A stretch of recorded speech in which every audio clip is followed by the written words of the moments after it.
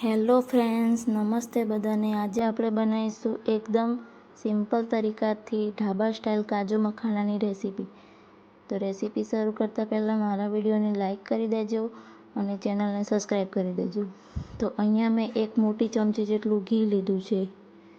ઘી ઓગળી જાય ત્યાં સુધી 1 કટોરી જેટલા કાજુ લીધા છે। તો આ કાજુને આપણે એકદમ આછા ગોલ્ડન કલરના થઈ જાય ત્યાં સુધી ફેરવી લેવાના છે। વધારે પડતા ડ્રાય નથી કરવાના। તો અહીંયા આપણા ગોલ્ડન કલરના કાજુ થઈ ગયા છે। એ જ રીતના આપણે મખાનાને પણ ફ્રાય કરી લઈશું। તો અહીંયા આપણા મખાના પણ રેડી થઈ ગયા છે।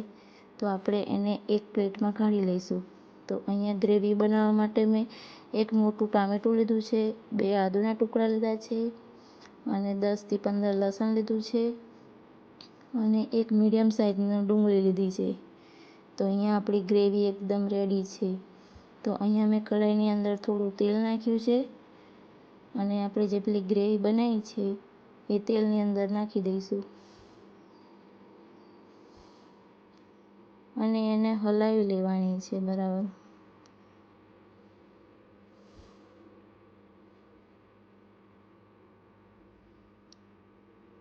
તો અહીંયા મેં 1 ચમચી જેટલું મરચું પાવડર લીધું છે અને અડધી ચમચી જેટલું મીઠું લીધું છે અને 1 ચમચી જેટલો ગરમ મસાલો લીધો છે। હળદર મેં પહેલાં નાખી દીધી છે પણ વિડીયોમાં કટ થઈ ગઈ છે।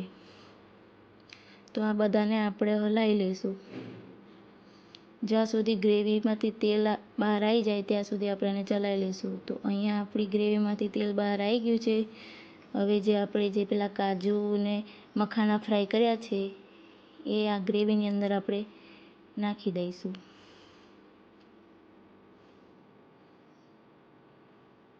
તો અહીંયા મેં મખાના અને કાજુને મેં ગ્રેવીની અંદર નાખી દીધા છે અને એને બરાબર હલાવી લઈશું।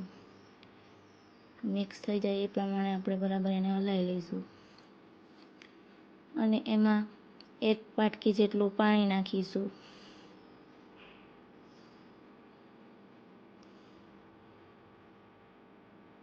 તો પાણી થોડું બળી જાય ને એકદમ ફરી પાછું તેલ બહાર આવી જાય ત્યાં સુધી હલાવી લઈશું। તો અહીંયા આપણી સબ્જીમાંથી એકદમ તેલ બહાર આવી ગયું છે અને સબ્જી એકદમ ખાવામાં રેડી છે।